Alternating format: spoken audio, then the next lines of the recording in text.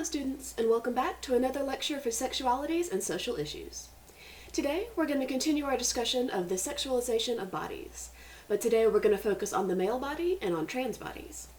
We talk a lot about the sexualization of female bodies, and to be fair, it happens a lot, but we do also sexualize male bodies, which is something that we don't talk about very often. And of course we sexualize trans bodies, so they have it twice as hard. So today we're going to talk about things like muscles and penises and height. We have a lot to get into, so let's get started. So the sexualization of the male body can be a tricky topic because we don't talk about it that much.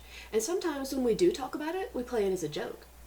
So basically what we're going to talk about today are the different body parts that we consider to be sexual, and of course, the way that we change our minds over time. So let's start by just looking at a couple of pictures and talking about the sexualization that we can see happening there. So in this first picture, it's a still from the video, I'm Sexy and I Know It. But this is a great example of the sexualization of the male body being played as kind of a joke. The joke here is that we're not really supposed to think that that man's body is appropriately sexual. You know, he's thin, he's not very well muscled, but he's having a great time. He's got a lot of self-confidence. So it's kind of an interesting concept there, that they're arguing that in fact he is not sexy, but he feels sexy, and that's all that really counts. Or what about the sexualization of young male actors? The way that people sexualize the actor that played Hermione in Harry Potter was a real problem, but sometimes people sexualize the other actors as well, including Neville Longbottom, who had what they call the most excellent glow-up of all time. But it's another interesting example of the way that we follow the careers of people who are too young to be sexualized, and then perhaps we start sexualizing them at an age that is still not appropriate. Or what about the way that we use male bodies to sell products? This is an ad for cologne, but I wouldn't blame you if you didn't know that because there's no cologne in the ad. So it's not just female bodies that we use to sell products. Very often we use these rather unattainable male bodies as well. So the sexualization of male bodies is a real thing, and it is probably something that you've come up against, especially if you are in a male body. So it's something that I think perhaps we should take a little bit more seriously, and that's what we're going to talk about today. So the first thing we're going to talk about is what shape of male body we prefer. It will not surprise you to learn that much like other bodies, our preferences change over time, and they change culturally, and they change by the individual. But that said, there does still tend to be a standard. We look at this a lot in terms of whether we want really skinny men or really built men or something like that. Very often you hear people talk about the Dorito shape of man. So the shape that we want men's bodies to be in does change according to a lot of factors. So first, let's look at how it changes with nationality. These pictures are part of an unscientific study in which basically they sent the same picture of the same man to several different photoshoppers in different countries, and then had those people Photoshop it in such a way that it would be maximum attractive in their country. And one of the things that they saw when they got the pictures back was that different countries do have different preferences. Some of them want you to be more built, or more tan, or more or less hairy. So the way that your body is supposed to look does have a lot to do with where you live and the ethnicity that's really common where you live. Another aspect that we see is that it changes over the course of time. So these pictures I think are really interesting because these are all ads for underwear, and I think they're all ads for jockey underwear. So you can see how the same company over the course of time is changing the way that they want their male models to look. In this first picture, for instance, the guy is perfectly handsome, but he's very furry and he has very little muscle definition. That was what was attractive at the time, even though it's possible that that man might not be able to get the same kind of job today. Or this man in the middle, still pretty furry, but you'll notice the man to the right has extreme muscle definition, and they're gradually getting a little bit less hairy as they go. So the standards that we expect men to keep up in regard to their bodies, and especially in their musculature, do change over the course of time. Although you could argue that we're sort of going through a reversal of that right now. You may have heard recently about the rise of the dad bod. This is kind of an interesting thing. We have often allowed men to get away with a less perfect body shape than women in terms of who we consider sexually attractive or who we consider a viable mate. But now we're starting to perhaps lower the standards even more. This idea that men could be chubby and handsome is kind of interesting. It's healthy, I think, because we don't want the men to suffer in the same way that women suffer with body dysmorphia, feeling like they're constantly not looking right.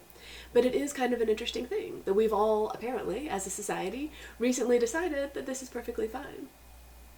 Whereas, for instance, in the 70s, this is someone you may not recognize, but that's Mick Jagger, who was like the #1 rock star in the 70s and also tremendously thin.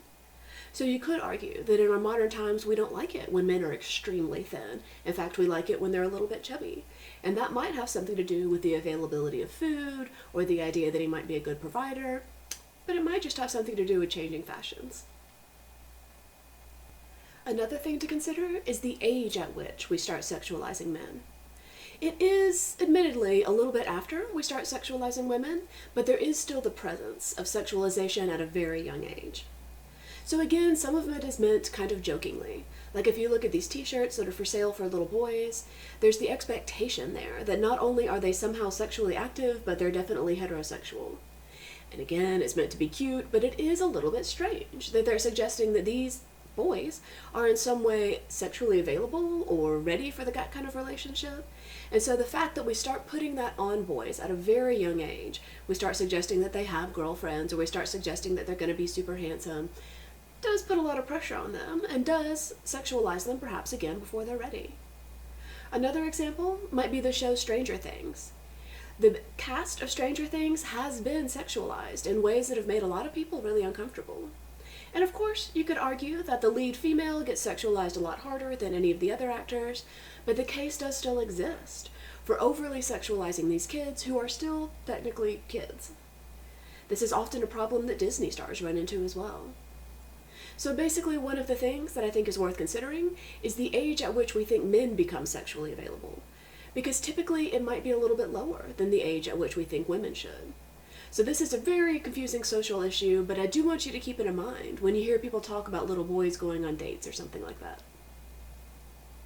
So the first major body part we're going to talk about are muscles. So this is a really interesting thing, because even though we're just now thinking about women having muscles in American culture, we have long expected men to have muscles. And the only good thing about this is that it is kind of achievable. You could work out, but it is still a lot to ask, especially of a population that is largely sedentary. We used to work outside or maybe even work at factories, but most of the men who have muscles now made them on purpose instead of at work. So one of our first questions about muscles is whether they're required. And again, our standards change over the course of time, but one of the things that we often mock men for is being physically weak. And one of the things that we often reward men for is having visible muscles. So if you think about the men that you see perhaps on like dating shows or something like that, they almost always have visible muscles because that is apparently something that straight women prefer. So the idea of asking men to have muscles all of the time, regardless of their work, regardless of their health, is a difficult thing, and it might be for a lot of people unattainable, but it is still something by which we judge the sort of male standard of perfection.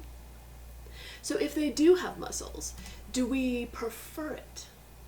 One of the major questions that we're trying to sort of answer with the sexualization is what the people that we want to have sex with want.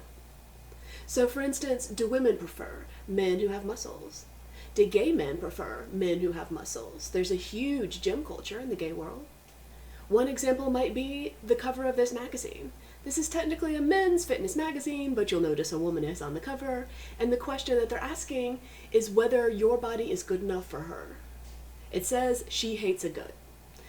Get the girl and keep her satisfied. So the suggestion here is that muscles are directly tied to heterosexual relationships, and that if you have enough of them, you can keep a heterosexual relationship. So there's a very clear line between what we find to be desirable and muscles, even if it's not necessarily the case for every single person. One interesting thing about the way that we expect men to have muscles is that very often we expect them to have muscles even when it's totally unrelated to their job. So sometimes you'll see people shirtless for no apparent reason or wearing really tight t-shirts for no apparent reason, and it's kind of confusing why their muscles exist when their job has nothing to do with that. So for instance, on the left here, you see a vet who is kind of Instagram famous, in part because he likes to take off his shirt, have a lot of muscles, and cuddle baby animals. Which I support. He's not hurting anybody, but it is kind of interesting. Or, on the right, a rapper. Do you need muscles to rap? No. It's not a thing. But do you need muscles to portray a certain version of masculinity? Yes. So the idea of men having muscles even when they do not need them for their jobs is really interesting, and another one of the things that I'd encourage you to think about, especially as you're looking through your own social media. The last thing is the idea that these muscles that we think that men should have are standards for that kind of change over the course of time. So even if you look at like Superman films or any really superhero films from previous decades, one of the things that you'll notice is that the superheroes themselves become gradually more and more muscled. In fact, sometimes they become so muscled that it's really incredibly unrealistic. So a great example is Wolverine. The same actor played the same character for a very long time, in modern standards. But you'll notice that in his first appearance as Wolverine, he was very clearly muscled, but in his later appearances as Wolverine, he was ripped. So this is again kind of an interesting standard. Would Wolverine have gotten more muscled over time? Probably not. But what we think male superheroes should look like does change over time. And it does create a very difficult standard for those men to live up to. Some of them have even talked about this recently. You may have seen interviews about the diets that they had to go on before shirtless scenes, or the dehydration that they had to put their bodies through before shirtless scenes. So this really is a lot to ask a male actor to live up to, again, especially considering it's acting. So next, let's talk about penises. So penises are probably the most sexualized part of the male body. This is something that we talk about a lot, even though sometimes we talk about it indirectly. And this is something that we use to insult men a lot because we consider it to be so important. And that's because the primary thing that everybody worries about with penises is size. And as we've talked about before, this is kind of unfortunate because there's really not much you can do about the size of the penis that you got. The average male penis is about 4 to 6 inches fully erect, but the average penis in porn is about 8 to 10 inches fully erect. And if the only penises you've ever seen in your life are those that are on porn, which is likely because we don't do a lot of nudity in America, then you probably think that yours is abnormal. The truth, of course, is that theirs is abnormal. But because we don't talk about this openly and because we don't talk about it honestly, a lot of people are very concerned about their penis size. And I am here to tell you, it doesn't matter that much. Some people care, but most people don't really care. It's just something that for some reason as a culture, we really like to make jokes about. One thing that people really like to joke about in regard to penis size is what it has to do with ethnicity. The joke, of course, being that black men have bigger penises than white men. Is this true? Not really. There is some variation according to ethnicity. If you look especially at country of origin, men in different countries report having different penis sizes. But you'll notice I said report. There's never been a fully done scientific study about the size of penises in men. Sometimes urologists do measure them, but we're never totally sure because usually it's self-reported. And as you can imagine, if it's self-reported and people would like for their penises to be bigger, what they report is that their penises are bigger. So very often we have to kind of take these measurements with a grain of salt because we're not really sure what the reality is.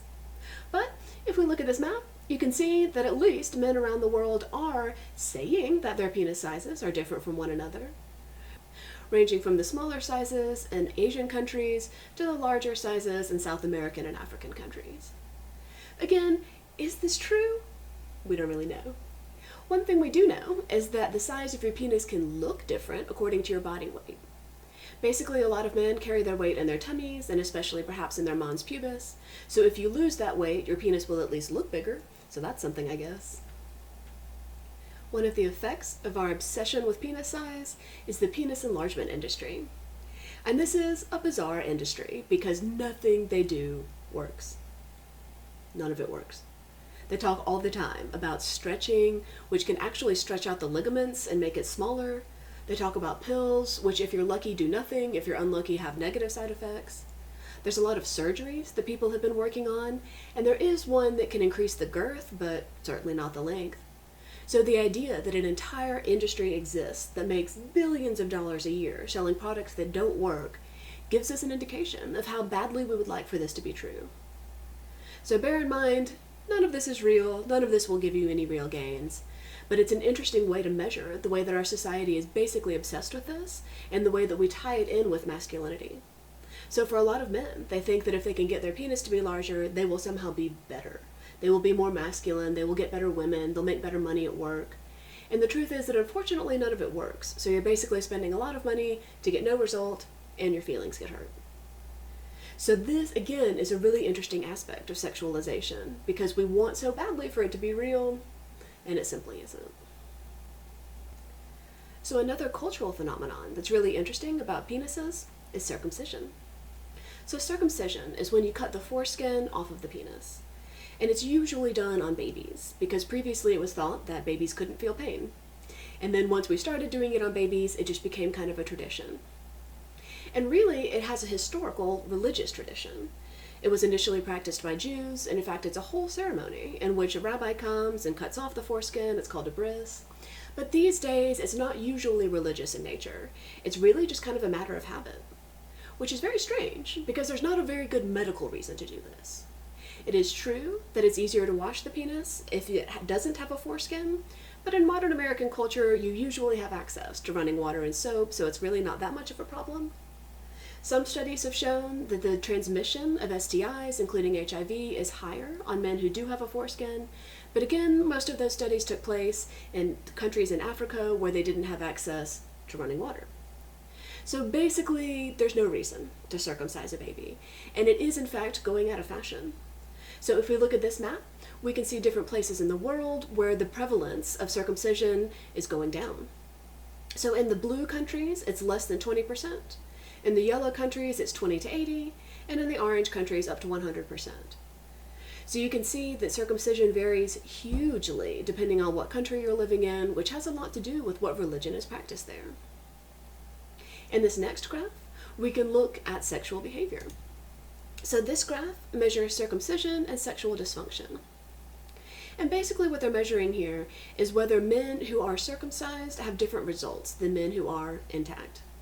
So for instance, the blue part shows us that men who are circumcised might have more difficulty orgasming. And the pink parts are when they're asking women about whether they are having trouble orgasming and whether they are experiencing pleasure. You'll notice that the women with circumcised partners tend to experience more incomplete fulfillment or more frequent dysfunction, whereas the women with intact partners tend to experience less. This probably has to do with the sensation in the head of the penis. One of the things that I mentioned in the sex ed video was that typically the foreskin is there to cover the head of the penis because there are so many nerve endings there, and when you remove it, it can kind of deaden those nerve endings, and you won't experience the same kinds of pleasure and sensation that you would have otherwise. So these are the reasons that circumcision might be falling out of fashion. In this next graph, you can see the millennials are kind of skeptical. So basically, if you ask people, should male children be routinely circumcised, you'll notice that younger people tend to say that they shouldn't at a higher level than older people, which is to say that millennials are less likely to circumcise their male babies than people of previous generations might have been. So it's possible that even though this is relatively normal now, it's something that we'll look back on and be confused about why we ever did it. Another thing that penises do is become erect, or not, both of which can be equally problematic. So basically, erections are an involuntary bodily response. And what that means is that your body just kind of does it without you participating. Kind of like breathing. If you don't pay attention, you breathe anyway, but you can control your breathing. And erections are very often the same way. Sometimes they will arrive and you didn't ask for it. Sometimes they won't arrive, even though you did ask for it. And basically, it has to do with blood flow.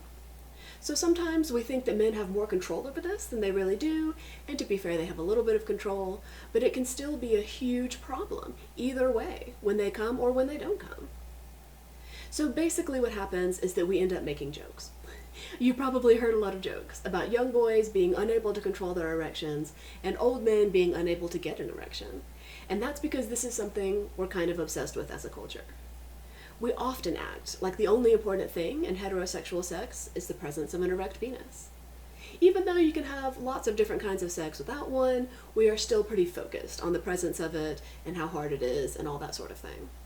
So basically, humans are concerned about erections, whether they're there or not. Part of our concern does manifest in the way that we try to fix it. So erectile dysfunction is basically what we call it when a man doesn't get the erections that he wants. Does it mean his penis is broken? No. Does he perhaps want more erections than are possible for his penis? Yes.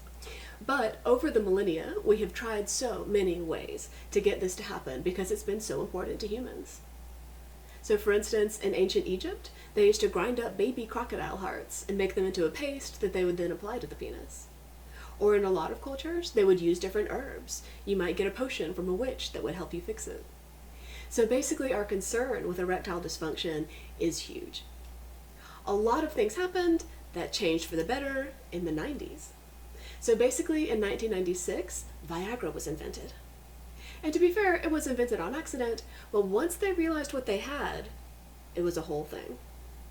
One thing that's really interesting about Viagra is that it's not necessary for the majority of men who have a prescription for it. Basically, you don't need Viagra unless you have trouble with your blood vessels, but men are so concerned about having erections, especially ones that are fuller and last longer, that a lot of them have prescriptions for drugs they don't need. And this is very well fed by the ads. So if you look at these ads, you'll notice that in the Viagra ad, there's a waiting woman in the bed. Basically, the implication here is that if you only had an erection, you could join her. Or what about the Cialis ads? Their whole deal is that it lasts 36 hours, so it's not immediate. So you could take a bath in a separate bathtub for some reason, but later on, you'll be ready. So Viagra has really changed the game in terms of how old we expect men to be and still get erections. There used to be a point in time at which it was just sort of understood that might not happen anymore, but now men feel pressured to continue to be able to do this thing well into their 80s, which might not be healthy and it might not be a viable option. But we're still super concerned with it. So all this talk of erections leads us to our next category, orgasms. So the male orgasm is considered very important, especially in regard to the sex act. This is so important to us that very often we think that the male orgasm is the end of any sort of sexual experience. It starts with an erect penis, it ends when that penis orgasms. And this is interesting because again, we don't necessarily need an erect penis for sex, and we don't necessarily need the male to orgasm for it to end, but we do still consider it very important. You'll notice that most pornography ends with the male orgasm. So one nice thing about male orgasms is that once men figure out how to do it, they can do it pretty regularly. Nearly every sex act ends with a male orgasm, even if it doesn't necessarily end with a female orgasm, if it's a heterosexual act. But we're still very concerned with it, even though men can often do it multiple times a day, and they make hundreds of millions of new sperm every time they do. So basically, because we're so concerned with the timing and the act of male orgasm, it does become a source of jokes. You've probably heard a lot of jokes about men who orgasm too soon, or perhaps even men who last an exceptionally long time. Sometimes women aren't concerned about how long it goes on. It can go on for too long, but we still consider that so important, especially in regard to masculinity, that it's something that we talk about all the time. So basically, the importance of the male orgasm is kind of highlighted, especially in American culture, along with, of course, jokes about the frequency. Another thing that's socially important about male orgasm is its relationship to paternity. We have basically no concerns about male virginity, of course, but we are very concerned about female virginity, and that has a lot to do with who the father is, which has a lot to do with who has had access to the woman. So very often, if you are concerned about paternity, you are also concerned about male orgasm, because you're hoping that the male orgasm leads to a child. Sometimes we get so concerned about this that it becomes a sort of dark obsession. You may have heard people talk about sperm competition, which is the idea that sperm are actively competing inside the woman's vaginal canal to be the one that fertilizes the egg. And sometimes this manifests as an obsession with cuckolding, which is when men are actually turned on by the idea of someone else having sex with their female partner. Sometimes saying that someone would be turned on by that idea is itself an insult. You may have heard recently men calling other men cucks. So basically the idea here is that the male orgasm, especially when it leads to paternity, is very, very socially important, to the degree that if it happens for another man, your masculinity might actually be lowered. It's kind of a complicated thing, but basically it shows us that we're so concerned with male orgasms and paternity that it evolves into a lot of other social issues. So prostate orgasms are of course achieved by stimulation of the prostate, which is a couple of inches inside of the anal canal. But because of its association with penetration and because of its association with the anus itself, very often these are considered bad or wrong orgasms, even though they count just the same as any other kind. So a lot of people think that you shouldn't have this kind of orgasm precisely because of the location of the prostate, but it's becoming more and more common to experience with it. So let's look at a couple of graphs. In this first study, we're asking how many Americans have tried any kind of anal play. So if you look at the one on the left, you'll notice that a surprising amount of people have tried anal sex, almost 3/4 of people. Fewer have tried pegging, which is when women do the insertion. More people have tried things like toys or fingers. On the right, we can see that there is a difference between gender in regard to people who have topped, people who have bottomed. Basically, it's more common for women to have experienced anal sex on the bottom than it is for them to have experienced it on the top, which of course does make sense. But one of the things that you'll notice here is that it is occurring among both of the genders that they asked. We also know that men might be a little more interested in this than women are. One of the ways that we measure this is via the beautiful data kept by Pornhub. So if we look at this graph, we can see that it's much more common for men to search for things about anal sex than it is for women. Interestingly, it's also more common among men as they age. There's essentially more interest in men who are middle-aged than there is among men who are on either side of that bell curve. So basically, this is something that we consider to be forbidden, but it is also something that we consider to be super interesting, which is very American. The final thing worth mentioning about prostates is that prostate cancer is incredibly common. We just never talk about it. So you might remember how I said that 1 in 8 women might be subject to breast cancer in the course of their lives? 1 in 6 men might be subject to prostate cancer. You've probably seen those jokes about the doctor putting his fingers up the butt. The truth is, you should have that done regularly, especially once you reach a certain age, because prostate cancer is incredibly common and it can be very dangerous. But you'll notice we don't tend to have prostate cancer walks. There's not a month where we sell blue things. So the very fact that it's so dangerous but we never talk about it is another great example of the ways that we are just not interested in dealing with any of this part of men's bodies.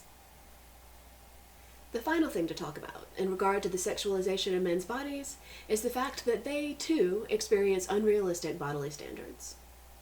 So one great example of this that people have been talking about lately are the unrealistic standards that people get from toys. For instance, we've been talking about Barbie for a very long time and the way that her body is extremely unrealistic. But lately we're also starting to talk about He-Man and the way that his body is extremely unrealistic. So the idea that young people are looking at models that they cannot hope to achieve is also true for boys.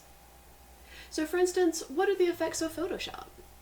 When we look at male bodies that have been photoshopped, often we see that the features that we do tend to sexualize are heavily emphasized. Their jawbones are brought out, their body hair is removed, their muscles are more defined, and again, this is also incredibly common. So this does lead young men to think that perhaps everyone looks like that, or at least everyone should. So the Photoshop effect in terms of what we think bodies look like is definitely prevalent for young men in very much the same way that it's prevalent for young women. You could argue that it exists on a smaller scale, but as we continue to sexualize male bodies more and more, we might see that it exists on a larger scale than we expected. Perhaps even more harmful, pornography. As we've mentioned a lot of times, of course the penises are unrealistic. But it's also sort of interesting that as our bodily standards have changed in terms of our social preferences, so too have the bodies that we see in porn. So yes, they've always had abnormally large penises, but for instance, this man here in the black and white picture was one of the biggest porn stars in the 70s. He probably would not be selected for porn anymore because, as you can see, he has very low musculature, he's a little bit furry. These days, the men that we tend to see in porn have lots of defined muscles in addition to their other body parts. We also see, in terms of pornography in male bodies, that a lot of ejaculation is faked.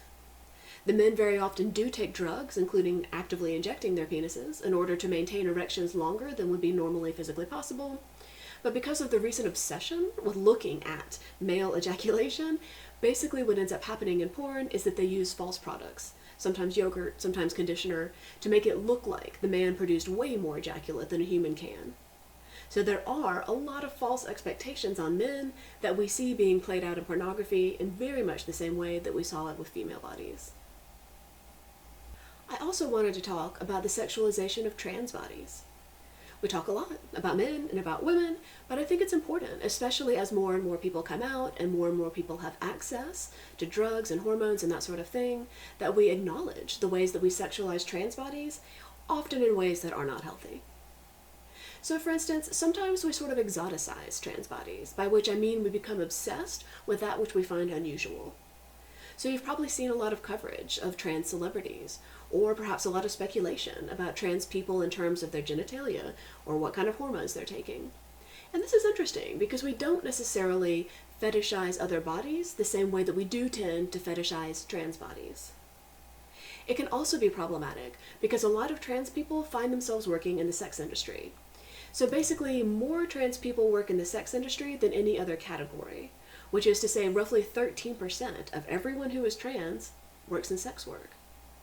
In part, this is due to an unfortunate cycle in which they're not able to find work in other areas. Perhaps because they don't fit into the environment, perhaps because of health issues, perhaps because the company is sort of uncomfortable with the idea of them transitioning. So for a lot of trans people, they have a really hard time finding steady employment, which can lead to a hard time finding steady housing, which means for a lot of people, they take whichever job they can get, which does tend to be in sex work. This is unfortunate, because as we've talked about, sex work can be really dangerous. They face a much higher likelihood of physical assault and, of course, sexual assault. Not to mention, it's illegal. So the fact that trans people are so often involved in sex work is an excellent example of the way that they are often socially subjugated. It is, for instance, especially common for trans women to do sex work. They are actually twice as likely as trans men.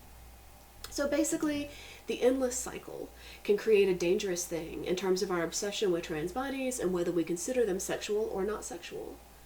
So one of the things that I'd like for you to consider is the ways in which you see this kind of thing playing out. When you're looking at categories for porn, for example, do the categories that exist for trans people feel a little bit demoralizing or perhaps a little bit degrading in ways that we don't see for other genders? The legalization of sex work will make a huge difference in this, and I am, of course, a big proponent, but this is one of the things worth considering in terms of how we think about other people's bodies, and especially how we think about our access to those bodies. So our final question for today is an important one, and it is this: what does the sexualization of bodies have to do with power? One of the things I'd like for you to think about is whether we sexualize the bodies of those people we think have a lot of power, or whether we sexualize the bodies of the people who don't have a lot of power, and how that might change with time, with ethnicity, with gender. It's a very tricky thing, but one of the things that we've talked about in this class is the idea of being the observer versus the observed. And so what I'd like for you to consider going forward is whose bodies do you see sexualized, and whether those people agree to that, or whether they're just trying to live their lives. So, as always, if you have any questions, please send me an email, and I'll see you next time.